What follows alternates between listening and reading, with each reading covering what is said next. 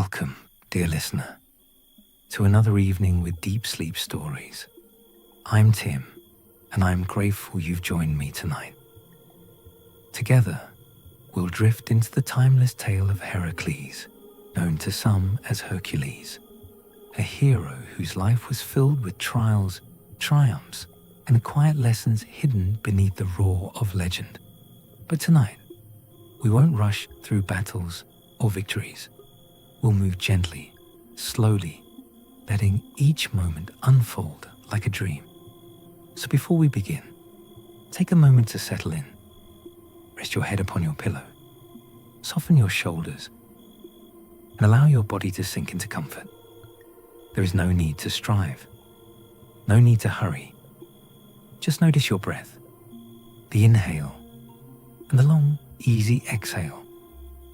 Let the exhale last a little longer than the inhale, as if you're releasing the weight of the day, one breath at a time. If your thoughts wander, let them drift, like clouds across a wide, open sky. And as you listen, let my voice guide you, softly, steadily, toward rest. Now, let us begin. Long ago, in the land of Greece, beneath skies bright with constellations, there lived a king named Amphitryon and his wife, Alcmene. But Heracles was not born of Amphitryon. His father was Zeus, ruler of the heavens, who descended to earth in disguise. Alcmene, gentle and wise, carried within her the child of divine strength. And so, Heracles entered the world, not as an ordinary infant, but as one touched by the power of gods. Yet from the very beginning, his life was shadowed by challenge. For Hera, queen of the gods, wife of Zeus, looked upon the child with anger. She saw not innocence, but betrayal, and her heart burned with jealousy. On the night of his birth, Hera sent serpents into the cradle. Their scales glistened in the dim light, their tongues flickering with menace. But the infant Heracles did not cry. He reached out with tiny hands and seized the snakes. With strength beyond imagining, he crushed them, and silence returned to the chamber. Those who witnessed it whispered in awe. This was no ordinary child. This was a soul destined for greatness and for struggle. As Heracles grew, his strength became undeniable. He could lift what others could not move. He could run faster than the wind across the hills, but with strength came burden. For Hera's anger did not fade. She followed him, weaving trials into his path, determined to break him. And so, the story of Heracles begins not with triumph, but with tension. A child of two worlds, mortal and divine, caught between love and wrath. A soul destined to wander through hardship, seeking peace, seeking redemption. Tonight, we will walk beside him, step by step, breath by breath, through his labors, his lessons, and his quiet moments of humanity. And as we do, perhaps we'll discover that even in the greatest struggles, there is softness. Even in the fiercest legends, there is rest. Heracles grew quickly, his frame broadening with unusual power. Even as a child, his movements carried weight. His presence filled the space around him. But strength alone is not enough to shape a life. And so, teachers were brought to guide him. First came Linus, a master of music. He placed a lyre in Heracles' hands, hoping to soften the boy's spirit with melody.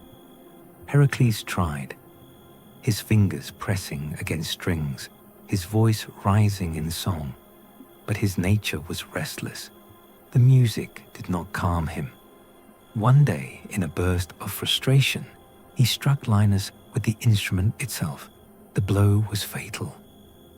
And though the act was judged as self-defense, it revealed something deeper. Heracles carried within him a storm that needed direction, so his training shifted. He was taught the art of wrestling, the discipline of archery, the craft of driving chariots. He learned to wield weapons, to hunt across forests, to endure long marches beneath the sun. Each lesson carved him into something more than mortal. Yet beneath the surface, Hera's shadow lingered. Her anger pressed upon him, whispering chaos into his mind. Still, Heracles sought balance. He wandered hillsides, watching shepherds tend their flocks. He studied the patience of farmers, the rhythm of planting and harvest. He listened to poets who spoke of virtue, of courage tempered by wisdom. And slowly, he began to understand. Strength must serve something greater than itself. One evening, as twilight spread across the sky, Heracles stood upon a ridge. The horizon glowed with fading light, and he felt the vastness of the world pressing against him. He knew his path would not be simple. He knew trials awaited. But he also sensed that within hardship lay meaning. The villagers who saw him spoke of his kindness. Though his hands could break stone, he carried water for the elderly. Though his arms could fell beasts, he lifted children onto his shoulders, letting them laugh as they rode high above the ground. There was gentleness in him, hidden beneath the power, and yet destiny stirred. For soon, Heracles would face choices that would shape not only his life, but the stories told for centuries to come. At the crossroads of youth and manhood, he would be tested, not by weapons, but by the path he chose to walk. As Heracles reached the threshold of manhood, he found himself wandering alone. The world seemed vast, filled with paths that stretched in every direction. And one evening, as twilight deepened, he came to a quiet place where two roads met. There he paused.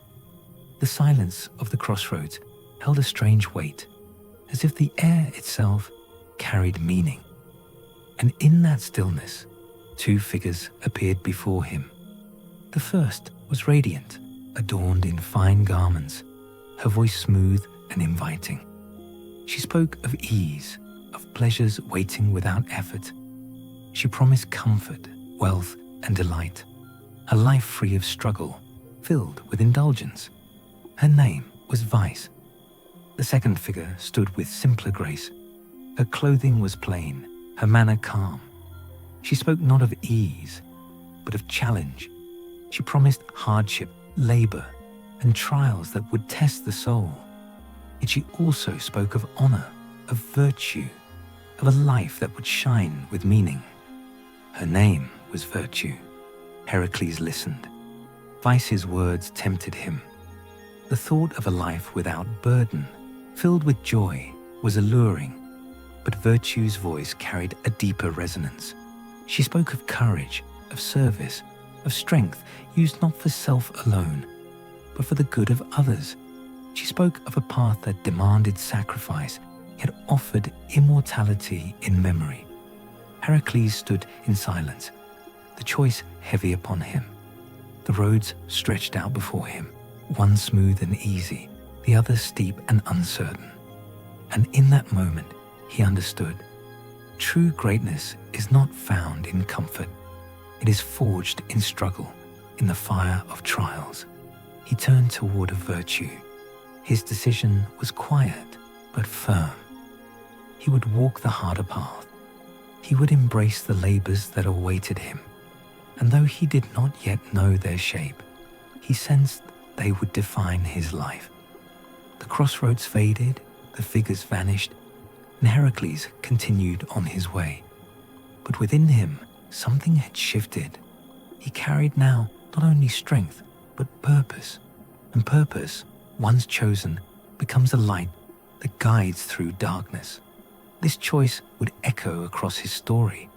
It would lead him into battles, into journeys, into trials that seemed impossible. Yet it would also lead him into wisdom, into compassion, into the quiet understanding that true heroism is not in victory alone, but in endurance. Though he had chosen the path of virtue, Hera's anger did not fade. she watched from the heavens, her heart heavy with jealousy, determined to weave sorrow into his life. Heracles, unaware of the storm gathering above him, lived for a time in peace. He married Megara, daughter of King Creon of Thebes. Together, they built a home filled with laughter, and children soon followed. For a brief season, Heracles knew joy, but Hera's hand reached down. She clouded his mind, twisting his thoughts into madness.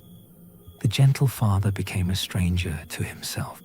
In a frenzy, he struck out at those he loved most. When the haze lifted, silence filled the house. His wife and children lay lifeless, and Heracles stood alone, broken by grief. The people of Thebes mourned, but they also feared him. Heracles himself could not bear the weight of what had happened. He wandered, searching for a way to cleanse his soul, to find redemption for the blood upon his hands. At last, he sought guidance from the oracle at Delphi.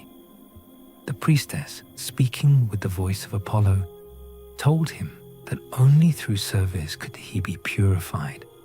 He must place himself under the command of King Eurystheus of Mycenae. There, he would face tasks beyond imagining, labors that would test his strength, his courage, and his endurance. Only by completing them could he hope to find peace. Heracles bowed his head. He did not argue. He accepted the burden, knowing that redemption is never given freely. It must be earned. And so, the stage was set. The 12 labors awaited him, each one a trial shaped by Hera's malice, yet destined to reveal the depths of his spirit. King Eurystheus, eager to test the hero, commanded Heracles to face a beast that had terrorized the land of Nemea. It was no ordinary creature. The lion's hide was impenetrable, immune to arrows, spears, and blades. Villagers spoke of its roar echoing across mountains, of its strength that shattered walls, of its hunger that left fields empty and homes abandoned. Heracles set out alone. He carried his bow, his club, and the quiet determination of one who had chosen the path of virtue. The road to Nemea wound through forests and rocky hills. He passed shepherds who whispered warnings, urging him to turn back. But Heracles did not falter. He knew that redemption required courage. When he reached the valley, silence hung heavy. The air smelled of dust and fear. Tracks marked the ground, deep impressions left by paws larger than any man's hand. Heracles followed them into a cave, dark and narrow, where the lion made its lair. He loosed arrows, but they bounced harmlessly from the beast's hide. He swung his sword, but the blade could not pierce. The lion lunged, its roar shaking the earth. Heracles met it with his club, striking with force that echoed like thunder. Yet still, the creature rose. Realizing weapons would not prevail, Heracles changed his approach.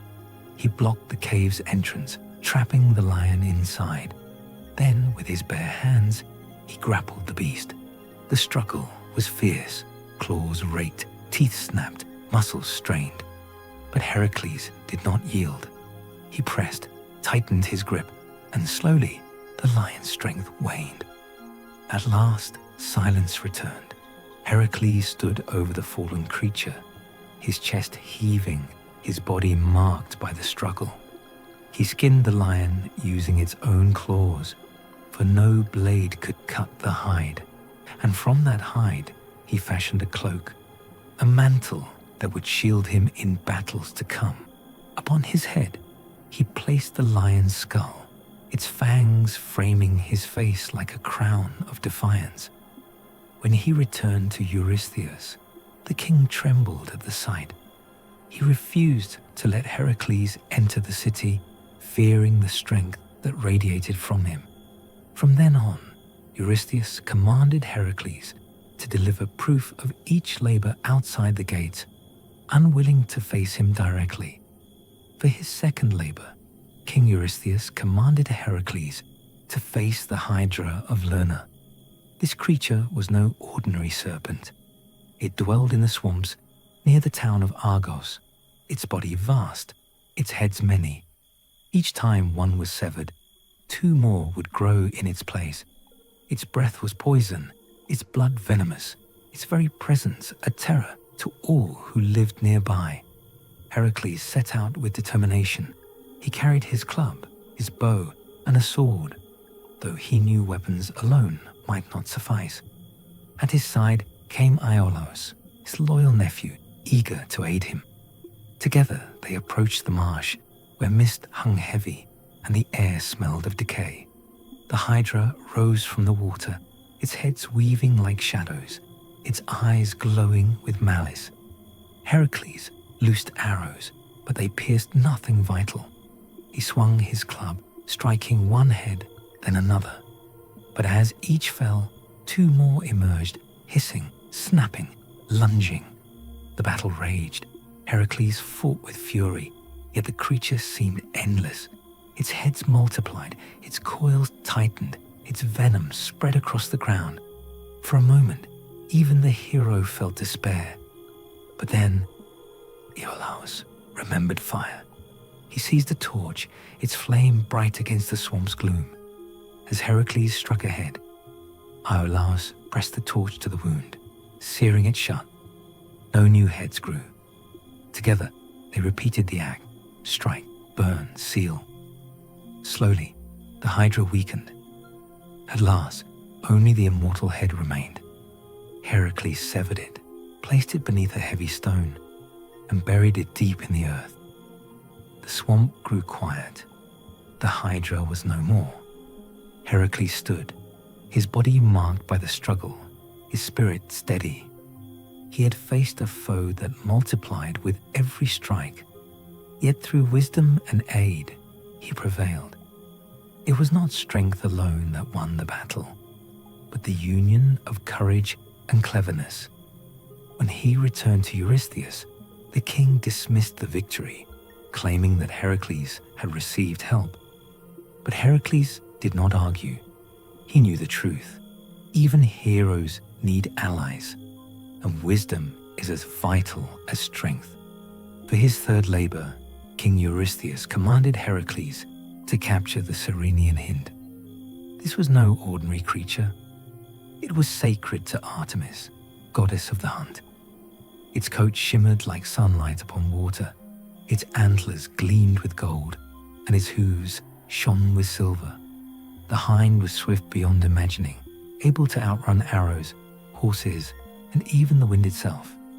Heracles knew he must not harm it. To wound the hind would bring the wrath of Artemis. And so this labor was not a test of strength, but of patience, endurance, and restraint. He set out across Greece, following faint tracks through forests, valleys, and rivers. Days turned into weeks, weeks into months. The hind remained elusive, darting through glades, vanishing into shadows, reappearing upon distant ridges. Heracles pursued tirelessly, his footsteps echoing across landscapes, his eyes fixed upon the glimmer of golden antlers. Through snow-covered peaks, through summer fields, through autumn woods, he followed. The chase became a journey across seasons, a pilgrimage of persistence.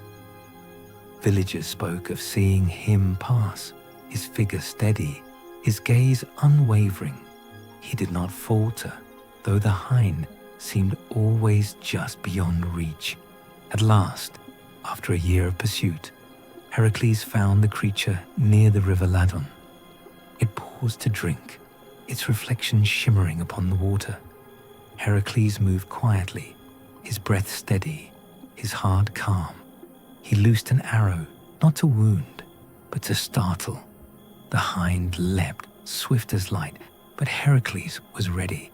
He caught it gently, binding its legs with care, ensuring no harm came to its radiant form. As he carried the hind back, Artemis appeared, her presence fierce and luminous. She demanded to know why he had taken her sacred creature. Heracles bowed his head, speaking with honesty. He explained that the labor was commanded, that he sought only redemption, not disrespect. Artemis listened, her anger softening. She saw the care with which he had treated the hind, the reverence in his words, and so she allowed him to continue, warning him to honor the creature always. Heracles returned to Eurystheus, presenting the hind as proof. The king marveled, though he hid his awe behind commands for further trials. For his fourth labor, King Eurystheus commanded Heracles to capture the Erymanthian boar. This beast roamed the highlands of Arcadia, a creature of immense size and fury. Its tusks gleamed like ivory blades, its charge shattered trees, and its roar echoed across snowy ridges. Villagers feared its presence, for it destroyed crops, scattered flocks, and left the land trembling beneath its hooves. Heracles set out across rugged terrain. The path led him through forests heavy with frost, across rivers swollen with winter melt, and into mountains where silence reigned. Each step tested his endurance, the cold biting at his skin, the wind pressing against him.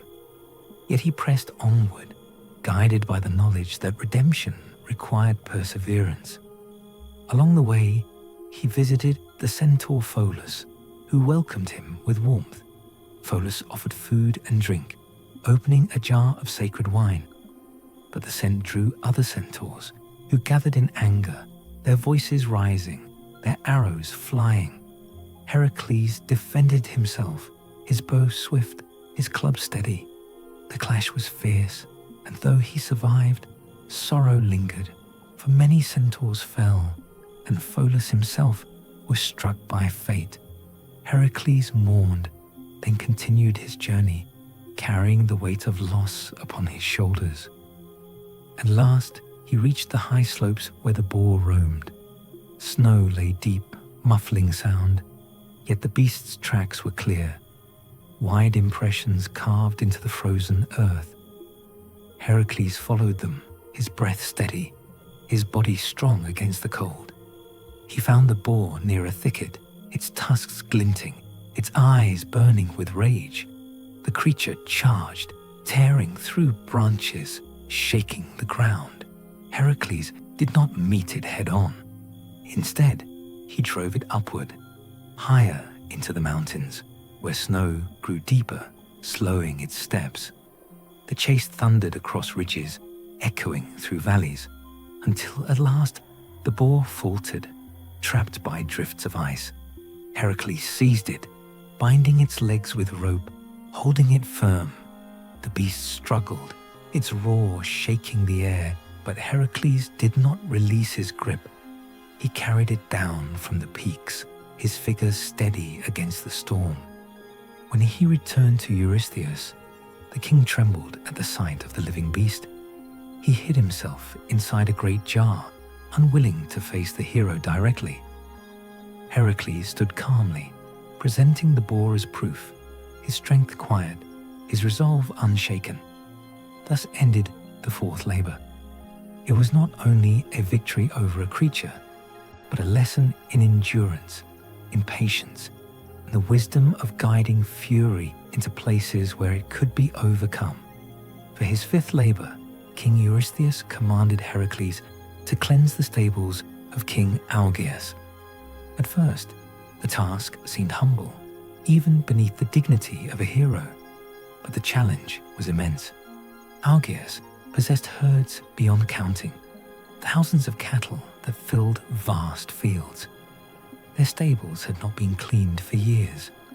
The filth was overwhelming, the stench unbearable, the task seemingly impossible. Heracles arrived, surveying the endless stalls, the mountains of refuse, the rivers of decay.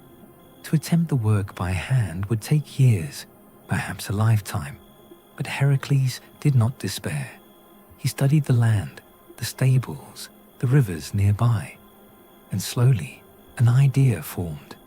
He approached King Algaeus, proposing a bargain. If he could cleanse the stables in a single day, Algaeus would reward him with a portion of his herds. The king laughed, certain the task could not be done, and agreed. Heracles set to work. He did not lift shovels or buckets.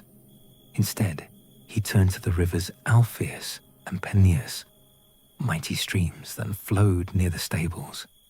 With strength and cunning, he diverted their courses, breaking channels, guiding waters. The rivers surged through the stables, sweeping filth away, cleansing every corner in a single day. The people marveled. What seemed impossible had been achieved with wisdom and force combined. The stables shone, the air cleared, the herd stood upon clean ground once more. But Algaeus, cunning and proud, refused to honor his promise. He denied Heracles his reward, claiming trickery. The dispute grew bitter, and though Heracles had completed the labor, Eurystheus dismissed it, declaring that the task did not count, for payment had been sought. Still, the cleansing stood as proof of ingenuity, of strength guided by vision. Heracles did not argue. He knew that redemption was not measured by kings, but by deeds. And so, he moved onward, carrying the lesson with him. Sometimes, the greatest victories come not from force, but from turning the power of nature itself into an ally. For his sixth labor, King Eurystheus commanded Heracles to rid the land of Arcadia of the Stymphalian birds. These creatures were no ordinary flock. They dwelled in the marshes near Lake Stymphalus, their wings vast, their feathers sharp as blades. When they rose into the sky, the air darkened with their numbers. Their cries pierced the ears like iron, their beaks tore through armor, their talons struck with deadly force. Villagers lived in fear, for the birds descended upon fields, devouring crops, attacking livestock, leaving ruin in their wake. Heracles set out, his step steady, his gaze fixed upon the horizon. He reached the marsh, where silence hung heavy, broken only by the rustle of wings. The birds hid among reeds and shadows, their eyes glinting, their cries echoing across the water.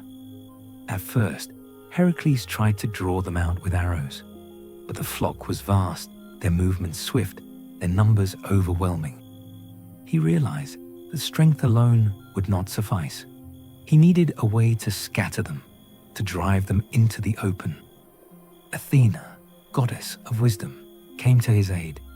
She placed in his hands a pair of bronze clappers, forged by Hephaestus. Heracles struck them together, and the sound rang across the marsh, loud, piercing, unyielding. The birds rose in panic, their wings beating furiously, their cries filling the sky. Heracles seized his bow, loosing arrows into the swarm. Feathers fell, bodies dropped, the air filled with a clash of iron against sky. Many fled, scattering across distant lands, never to return. Others fell beneath his aim, their threat ended. When silence returned, the marsh lay still once more. The villagers rejoiced, their fields safe, their homes secure. Heracles stood upon the shore, his breath steady, his spirit calm. He had faced not a single beast, but a multitude, and through wisdom and courage, he prevailed. When he returned to Eurystheus, the king marveled at the tale, though he hid his awe behind commands for further trials. Heracles did not linger. He knew that redemption was not found in praise, but in the steady completion of each task. Thus ended the sixth labor. It was a victory, not of brute force, but of cleverness, of sound turned into weapon, of patience guiding strength. For his seventh labor, King Eurystheus commanded Heracles to capture the Cretan bull. This beast roamed the island of Crete, a creature of immense strength and fury. Its body gleamed with power, its eyes burned with fire, and its breath scorched the earth. The bull had been sent by Poseidon, god of the sea, but it had grown wild, untamed, and destructive. Fields lay ruined, villages trembled, and the people of Crete lived in fear of its charge. Heracles sailed across the waters, his figure steady upon the deck, his gaze fixed upon the horizon. When he reached the island, King Minos welcomed him, though his voice carried unease. He spoke of the bull's rage, of its endless destruction, of the terror it spread across the land. Heracles listened, his resolve firm. He set out to find the creature, guided by tracks carved deep into the soil, by whispers of villagers who had seen it thunder past. At last, he found the bull upon a plain, its body vast, its horns sharp, its breath steaming in the air. The creature lowered its head, pawed the ground, and charged. Heracles stood firm, his muscles steady, his spirit calm. He seized the bull by its horns, wrestling against its fury. The struggle shook the earth, the air filled with snorts and roars, but Heracles did not yield. He pressed, twisted, and slowly the beast weakened. At last, he subdued it, binding it with rope, holding it firm. He led the bull across the island, his figure steady against its thrashing strength. The people watched in awe, their fear replaced by wonder. Heracles had faced the fury of Poseidon's gift, and through endurance, he prevailed. When he returned to Eurystheus, the king trembled once more. He commanded that the bull be released, and it roamed freely across Greece, its presence lingering in tales and whispers. But Heracles had completed the labor, proving again that no creature, no fury, no storm could break his resolve. Thus ended the seventh labor. It was a victory not only of strength, but of calm against chaos, of patience against rage. For his eighth labor, King Eurystheus commanded Heracles to capture the mares of Diomedes. These were no ordinary horses. They belonged to Diomedes, king of Thrace, a ruler fierce and cruel. The mares were fed not on grain or grass, but on flesh. Their hunger was endless, their eyes wild, their breath hot with rage. Villagers lived in terror, for the horses devoured men brought to them, their stalls echoing with cries and the sound of gnashing teeth. Heracles set out across Thrace, his steps steady, his spirit calm. He reached the land of Diomedes, where the mares thundered across plains, their manes streaming, their hooves striking sparks. The king himself stood nearby, his warriors gathered, his voice filled with arrogance. He mocked Heracles, certain that no man could tame such beasts. Heracles did not answer with words. He moved swiftly, seizing the reins, driving the mares into confusion. They reared, they screamed, they lunged, but Heracles held firm. The struggle shook the earth, the air filled with cries, yet his grip did not falter. Diomedes, enraged, led his men against the hero. The clash was fierce, steel against strength, voices rising in fury. Heracles fought with calm precision, his club striking, his bow loosing arrows, his spirit unbroken. At last, Diomedes himself fell, his cruelty ended. Heracles turned to the mares. He fed them their master, and their hunger was sated. The beasts grew calm, their fury quieted, their eyes softened. Heracles bound them, leading them across Thrace, his figure steady against their strength. When he returned to Eurystheus, the king marveled at the sight. The mares, once wild and deadly, now stood subdued, their terror ended. Heracles had faced not only beasts, but cruelty itself, and through endurance, he prevailed. Thus ended the eighth labor. It was a victory not only of strength, but of justice, of cruelty overcome by courage. Heracles had shown that even the wildest hunger can be tamed, that even the fiercest beasts can be subdued. For his ninth labor, King Eurystheus commanded Heracles to retrieve the belt of Hippolyta. This was no ordinary ornament. It was a gift from Ares, god of war, bestowed upon Hippolyta, queen of the Amazons. The belt symbolized her authority, her strength, her command over a nation of warrior women. To take it was no simple task, for the Amazons were fierce, skilled, and proud. Heracles sailed across the sea, his ship cutting through waves, his gaze fixed upon the horizon. He reached the land of the Amazons, where women trained with bows and spears, their movements swift, their voices strong. They lived in harmony with one another, their society built upon courage and discipline. Hippolyta herself greeted Heracles. She was tall, graceful, her presence commanding. She listened as he spoke of his labor, of the belt he was sent to retrieve. Heracles did not threaten, did not demand. He spoke with honesty, with respect. And Hippolyta, moved by his words, agreed to give him the belt freely. But Hera, watching from above, could not allow peace. She disguised herself, whispering among the Amazons that Heracles had come to steal their queen, to enslave their people. Fear spread, anger rose, and soon the warriors gathered, their weapons raised, their voices fierce. Heracles found himself surrounded. The clash was sudden, the air filled with cries, the ground trembling beneath the charge. He fought with precision, his club striking, his bow loosing arrows, his spirit steady. The battle raged, yet he did not falter. In the chaos, Hippolyta fell. Heracles, sorrowful, took the belt, knowing that Hera's deception had turned peace into tragedy. He left the land of the Amazons, the belt in his hands, his heart heavy with loss. When he returned to Eurystheus, the king marveled at the prize, but Heracles carried no joy.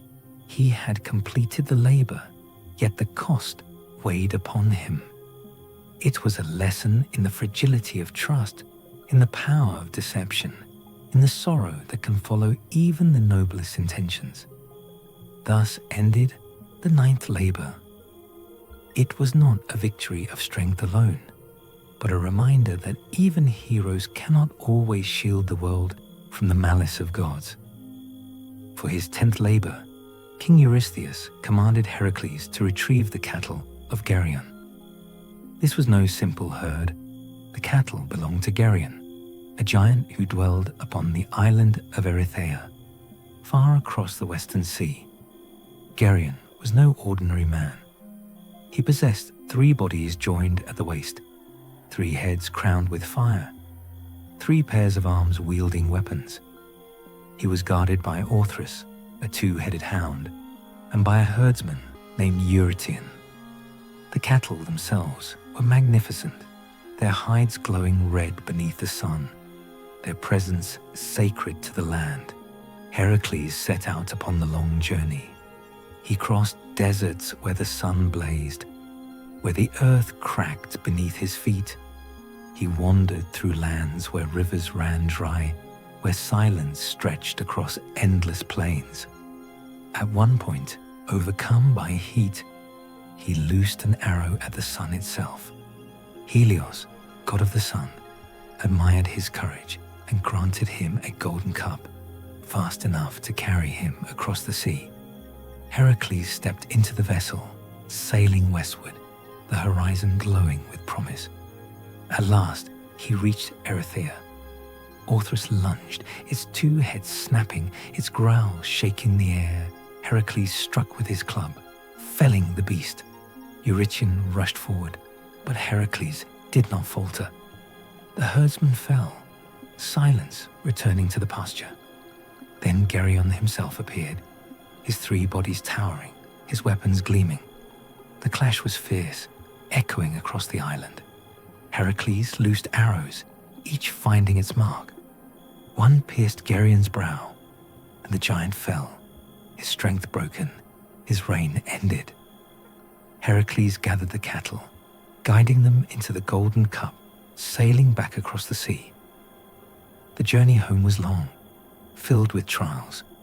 At one point, Hera sent gadflies to torment the herd, scattering them across fields. Heracles pursued tirelessly, gathering them again, his patience steady, his resolve unbroken. When he returned to Eurystheus, the king marveled at the sight of the sacred herd. Heracles had crossed deserts, oceans, and battles, yet he prevailed. The cattle stood calm, their hides glowing, their presence a testament to endurance. Thus ended the 10th labor. It was a victory not only of strength, but of perseverance across distance, of courage against giants, of patience in the face of divine interference. For his 11th labor, King Eurystheus commanded Heracles to retrieve the golden apples of the Hesperides. These fruits were no ordinary treasures. They grew in a garden at the farthest edge of the earth, tended by the Hesperides, daughters of the evening star. The apples shone with divine light, gifts from Gaia to Hera upon her marriage to Zeus. They were guarded by Ladon, a serpent vast and coiled, whose eyes never closed, whose vigilance never faltered. Heracles set out upon a journey longer than any before. He wandered across lands unknown, seeking the garden hidden beyond mortal reach. Along the way, he encountered rivers that stretched endlessly, mountains that pierced the sky, deserts that shimmered with heat.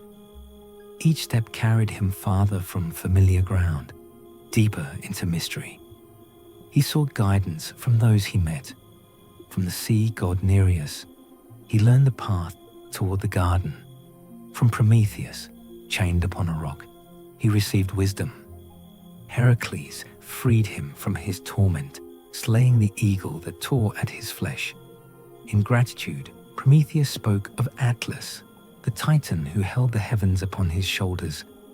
Only Atlas could reach the garden, for he was father to the Hesperides.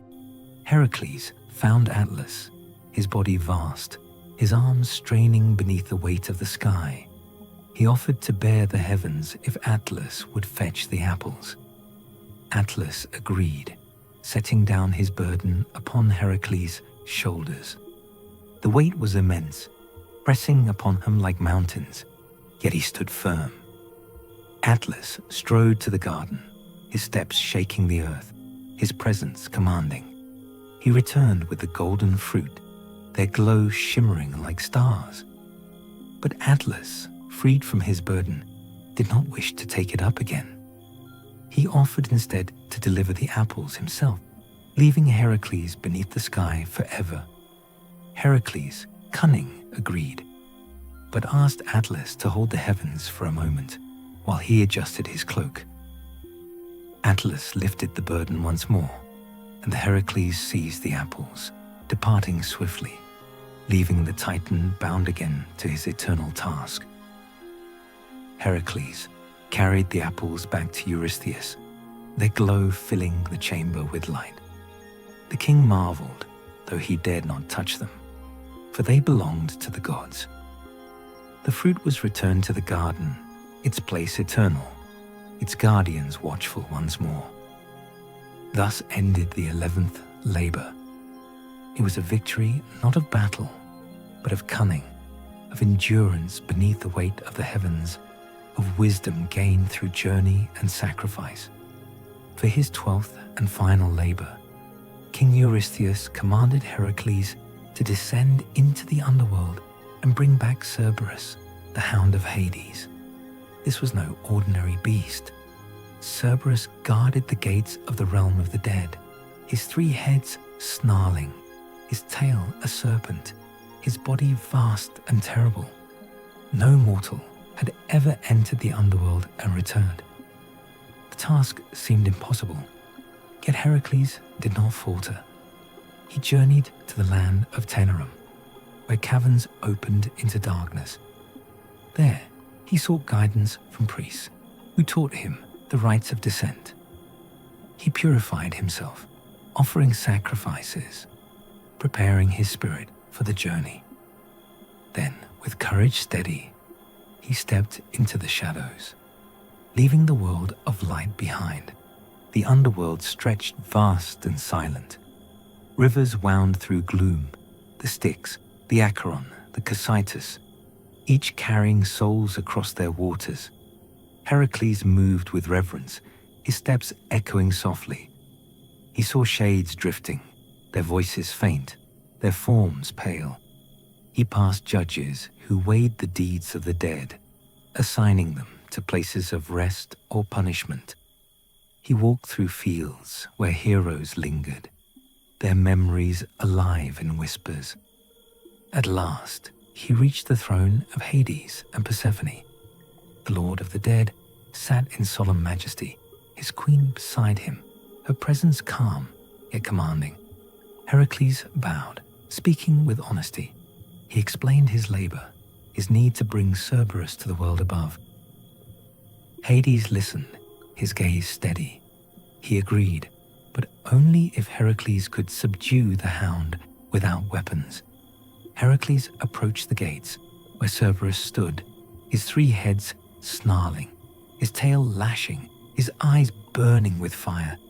The beast lunged, its roar shaking the cavern, its fangs gleaming. Heracles met it with his hands alone. He seized the serpent tail, pressed against the heads, his muscles straining, his spirit unyielding. The struggle was fierce, echoing across the underworld, but Heracles did not release his grip. Slowly the hound weakened, subdued by his strength. He carried Cerberus upward, through caverns, through shadows, until light returned.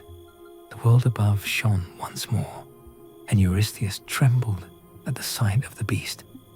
The king hid in fear, unwilling to face the hound. Heracles returned Cerberus to the underworld, unharmed, his task complete. Thus ended the 12th labor. It was not only a victory of strength, but of courage against death itself, of reverence for gods, of endurance through darkness. Heracles had faced the impossible, and through resolve he prevailed. The 12 labors were complete. Heracles had faced beasts, rivers, giants, and even the underworld itself. He had endured trials that seemed beyond mortal reach, and through strength, wisdom, and resolve, he prevailed. Yet his life did not end with the labors. New journeys awaited, new challenges rose, and the shadow of Hera's wrath lingered still. Heracles wandered across lands, his figure known, his deeds spoken in every village. He was welcomed as a hero, yet he carried within him a quiet sorrow. The labors had cleansed him, but the memory of loss remained. He sought meaning beyond redemption, searching for peace in a world that seemed always to demand struggle. One of his journeys led him to Calydon, where King Oeneus welcomed him. There, Heracles met Deianira, the king's daughter, whose presence was gentle, whose voice carried calm. Heracles was moved by her grace, and soon they were wed. Together they traveled, seeking a life of quiet, though fate had other plans. On their journey, they came to a river where the centaur Nessus offered to carry Deianira across. But Nessus, driven by desire, sought to take her for himself. Heracles, seeing the betrayal, loosed an arrow tipped with Hydra's venom. The centaur fell, but with his dying breath, he whispered deceit to Deianira. He told her that his blood, if kept, would ensure Heracles' love forever. She believed him, unaware that the blood was poison. Heracles continued his travels, his strength undiminished, his spirit steady. He fought battles, aided kings, defended villages, and carried his name across distant lands.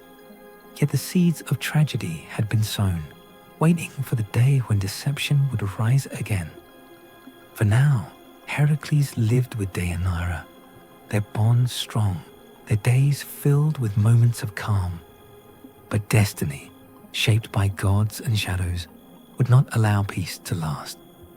Thus began the years beyond the labors. They were filled with journeys, with battles, with love and sorrow intertwined.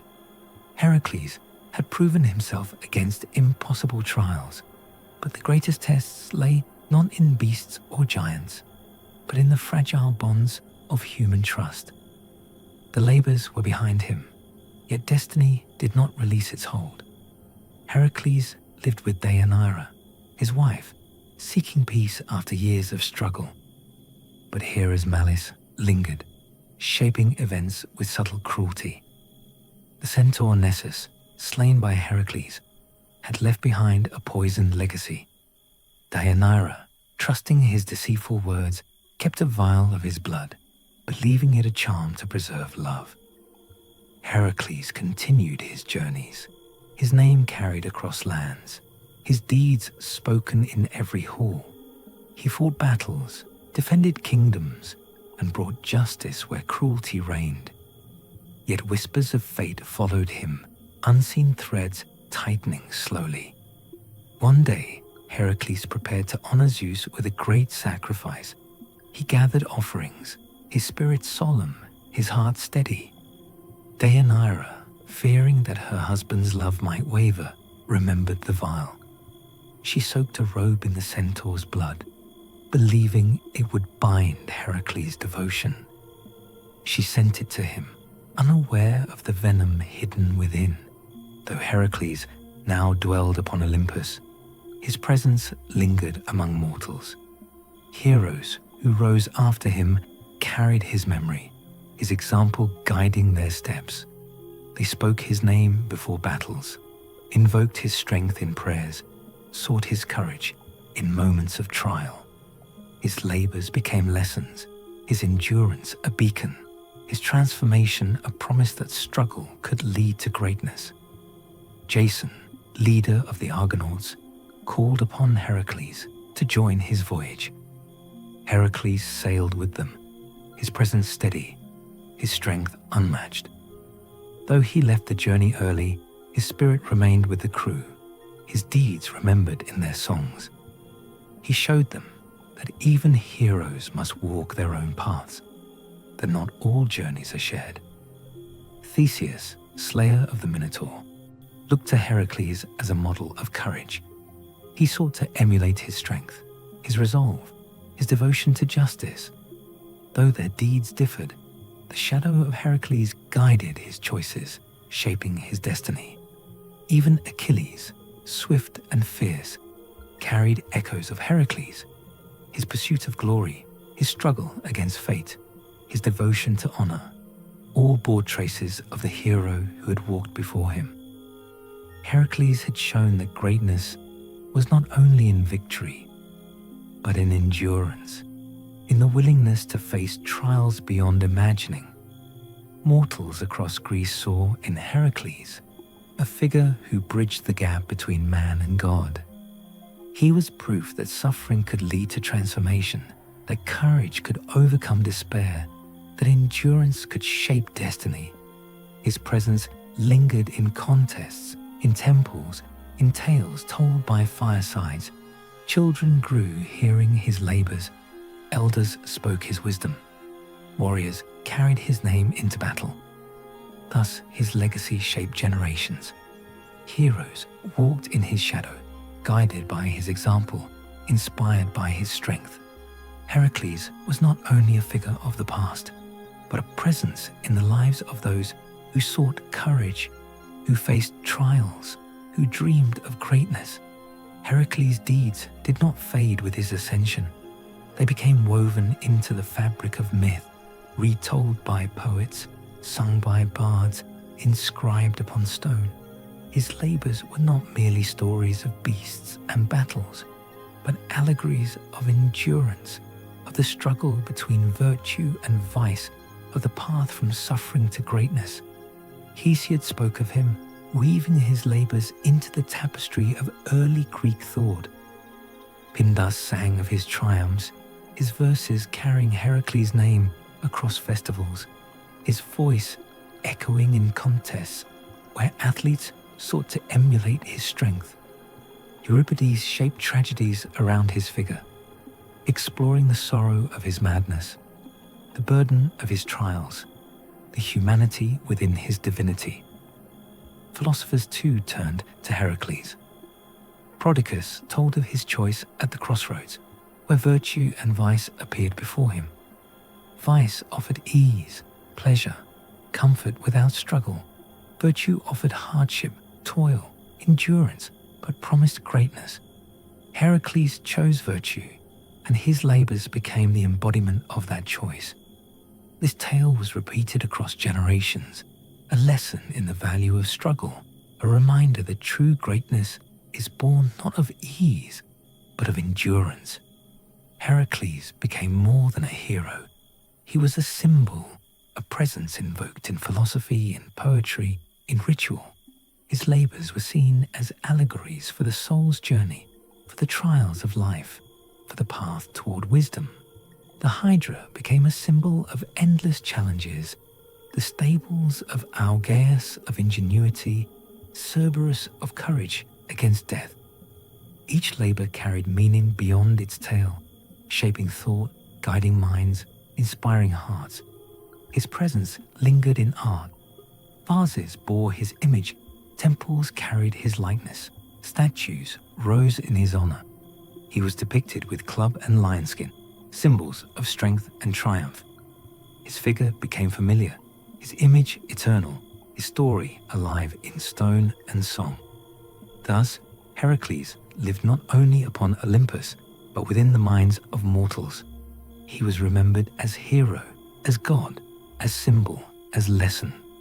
His story became more than a history. It became philosophy, myth, culture, legacy. Heracles was not only remembered in stories, he was honored in temples, invoked in rituals, celebrated in festivals. Across Greece, sanctuaries rose in his name, their columns gleaming, their altars filled with offerings. Priests spoke his deeds, sacrifices were made, prayers carried his presence into daily life. In Thebes, his birthplace, shrines stood where citizens gathered to honor their native son. In Olympia, contests were held in his memory, athletes striving to match his strength, his endurance, his resolve. The Olympic Games themselves were said to be founded in part by Heracles, his spirit woven into their origin. Each race, each contest, carried echoes of his labors, his presence guiding competitors. Festivals celebrated him with song and dance. Bards recited his labors. Children listened in awe. Elders nodded in reverence. Feasts were held, wine poured, laughter carried his name. He was invoked not only as a god of strength, but as a protector of families, a guardian of travelers, a presence in the lives of ordinary mortals. Sacrifices varied. Oxen were offered, their smoke rising to the heavens. Simple gifts too were given: bread, fruit, wine, tokens of devotion from those who sought his blessing. Heracles was not distant, he was close, a god who understood struggle, who had walked the path of mortals, who had endured pain and sorrow. His worship spread beyond Greece. In colonies across the Mediterranean, temples bore his name. Rituals carried his presence. Sailors invoked him upon voyages, soldiers upon campaigns, farmers upon harvests. Heracles became a universal figure, his cult reaching lands far from his birthplace, his memory enduring across seas. Thus, Heracles lived not only in myth, but in ritual, in worship, in daily devotion. He was honored as hero, as god, as protector, as presence. His temples stood as reminders of endurance, his festivals as celebrations of courage, his rituals as bridges between mortal and divine. Heracles was not only remembered in story or worship, his image was carved, painted, molded, and cast, becoming eternal in art. Across Greece, artisans shaped his likeness, capturing his strength, his labors, his presence. Each work carried meaning, each figure told a tale, each image preserved his memory. Sculptors carved him in marble, his body vast, his muscles defined, his stance steady. He was shown with club in hand, lion skin draped across his shoulders, symbols of his triumph over beasts. Temples bore his statues, sanctuaries his likeness, cities his image upon altars. His figure became familiar, his presence eternal, his story alive in stone. Potters painted him upon vases, their surfaces filled with scenes of his labors. The hydra coiled, the Stymphalian birds rose, Cerberus snarled, the apples of the Hesperides gleamed. Each vessel carried his tale, each image a reminder of endurance, of courage, of triumph. These vases were used in daily life, their presence close, their stories woven into the rhythm of existence. Painters shaped him upon walls, their colors vivid, their strokes precise. They showed him wrestling beasts, guiding cattle, lifting burdens, standing firm against chaos. His image filled halls, his presence lingered in homes, his story alive in color. Bronze workers cast him in metal, his figure gleaming, his stance commanding. These statues stood in sanctuaries, their surfaces reflecting light, their presence enduring. Heracles was remembered not only in words, but in form, in image, in art. Thus his memory lived not only in myth or ritual, but in creation, in craft, in artistry. Heracles became eternal in stone, in clay, in bronze, in paint. His image carried his story, his presence lingered in art. His legacy endured across centuries. When Greece gave way to Rome, Heracles did not vanish. His story crossed seas, his name reshaped, his presence reborn as Hercules. The Romans embraced him, weaving his deeds into their own culture, their own rituals, their own vision of strength. Hercules became a figure of immense popularity. Temples rose in his honor. Festivals celebrated his deeds. Sacrifices invoked his blessing. He was seen not only as a hero of myth, but as a god of protection, of endurance, of triumph. His labors were retold, his image reshaped, his presence woven into Roman life. In Rome, Hercules was honored as a guardian of travelers, invoked upon journeys across roads and rivers. Merchants prayed to him for safe passage, soldiers for victory, farmers for strength. His cult spread across the empire, from Italy to distant provinces. His name carried in ritual, his image carved in stone. The Romans admired his endurance, his courage, his triumph over impossible trials. They saw in him a reflection of their own values: discipline, strength, perseverance. Hercules became a symbol of Roman identity, a figure who embodied their ideals, their vision of greatness. His image filled art and architecture. Statues bore his likeness. Mosaics carried his labors. Coins bore his figure. He was shown with club and lion skin, his stance commanding, his presence eternal. His story was retold in Roman poetry, his deeds woven into epic, his name carried across generations. Even emperors invoked him. They sought to align themselves with his strength, his endurance, his triumph. Hercules became not only a god of worship, but a symbol of power, a presence in politics, a figure of authority. Thus Heracles became Hercules, his story reshaped, his presence reborn. He lived not only in Greece but in Rome, his legacy enduring across cultures, his memory eternal across lands. He was hero, god, protector, symbol, a figure who transcended borders, who carried meaning across centuries. When Rome embraced Hercules, his story did not end. It traveled further, carried into medieval tales, Renaissance art, and modern thought. Each age reshaped him. Each culture found meaning in his labors. Each generation saw in him a reflection of its own struggles. In the Middle Ages, Hercules appeared in allegories and moral lessons. Writers spoke of his choice between virtue and vice, using his story to teach values of endurance, discipline, and faith. He was invoked as a figure of strength, a guardian against temptation, a reminder that courage must guide the soul. Though the world had changed, his presence remained, his labors retold in new voices. During the Renaissance, Hercules became a symbol of human potential. Artists painted him upon canvases, sculptors carved him in marble, poets sang of his triumphs. He was seen as the embodiment of the human spirit, rising through struggle, achieving greatness through endurance. His labors were depicted not only as myth, but as allegories for the challenges of life, for the pursuit of knowledge, for the striving toward excellence. Temples of art and learning carried his image, his presence woven into the rebirth of culture. In this age, rulers too invoked him. They sought to align themselves with his strength, his endurance, his triumph. Hercules became a symbol of authority, of power, of the vision of greatness that leaders sought to embody. In modern times, his story continued. Philosophers spoke of his choice at the crossroads. Artists painted his labors. Writers retold his myth.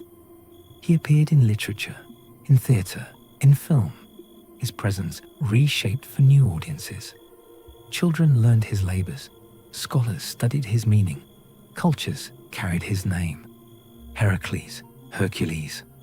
The hero lived across centuries, his story eternal, his presence enduring. Thus his legacy moved beyond Greece, beyond Rome, beyond time. He became not only a figure of myth, but a symbol of endurance, of courage, of transformation. Heracles lived in temples, in art, in story, in philosophy, in culture.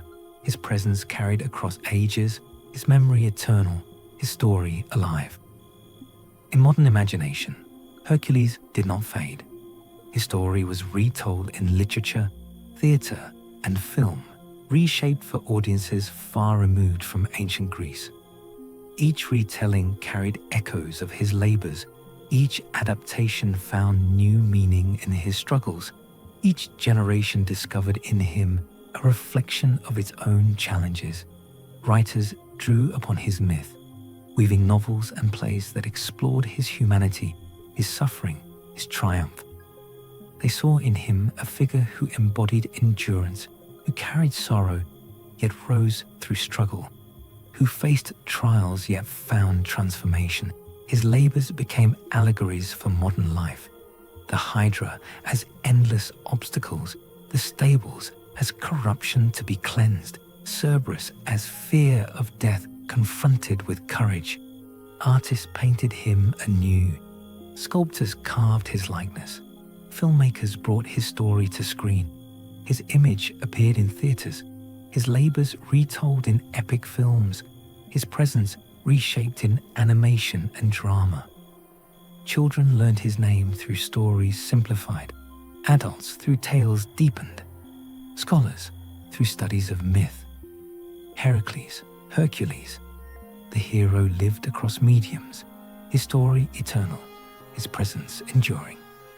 In popular culture, he became a symbol of strength, invoked in comics, in novels, in cinema. His labors were retold with new voices, his figure reshaped with new visions, his presence carried into modern imagination. He was not only a figure of myth, but a character alive in art, in entertainment, in culture.